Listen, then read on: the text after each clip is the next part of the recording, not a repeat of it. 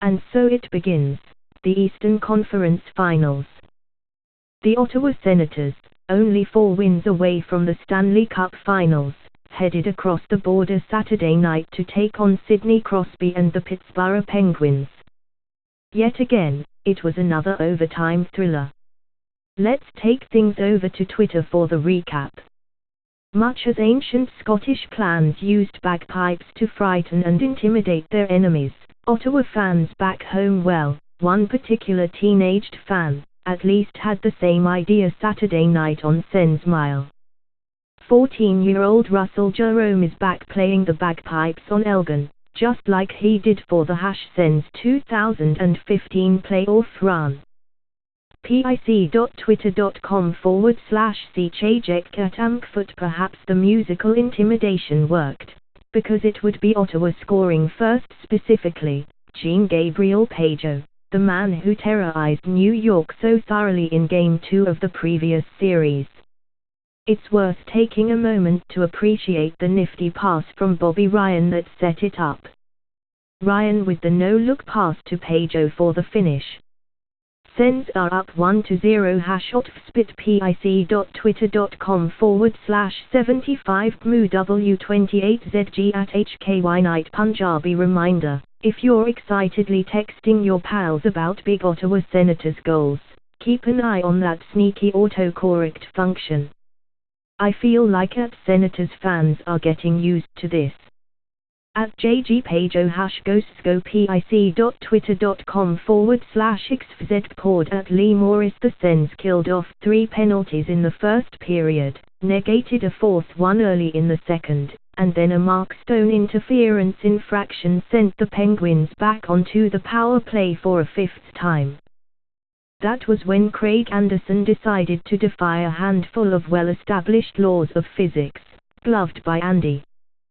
pic.twitter.com/9xlb1cs6pay @Senators. The big save kept the Senators in front, and they almost added another one with about 7 minutes left in the period, sneaking the puck past Penguins netminder Marc-Andre Fleury and into the corner of the net.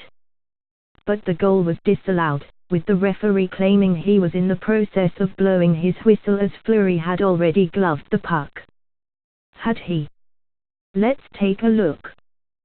@Davey Upper @Charting Hockey. The puck was covered. Feel for Fleury's hand. pic.twitter.com/WD4U3 @AT @Rosteria. Those were a few of the only highlights in the second, which ended the same way it began, with the Senators up by a lone goal. On Twitter, some folks may have suggested during the second intermission that the Sens' defense-first approach to Game 1 was proving less than thrilling.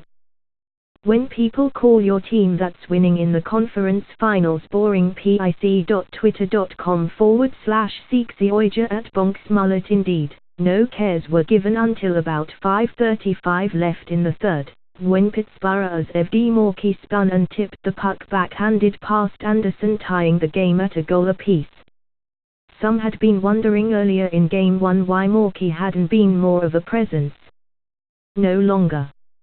Remember when they told you Malkin looked disengaged? pic.twitter.com/QEYKF4R3JA @Charting Hockey. And so, for the 7th time during the 2017 NHL playoffs, the Ottawa Senators would be forced to settle matters in overtime. Who would be the hero? Once again, it would be Bobby Ryan, who found a burst of speed 5 minutes into extra time and put a backhand past Fleury, his second overtime winner of the 2017 playoffs. Ryan may have had a forgettable regular season, but the way things have been going lately for the Sens, it's easy to chuckle about it. Pageau, I didn't know Bobby Ryan could skate that fast. None of us did, JGP. None of us did. @NKB121 we do now, though. The series stays in Pittsburgh for Game 2, getting underway Monday night at 8 p.m. ET.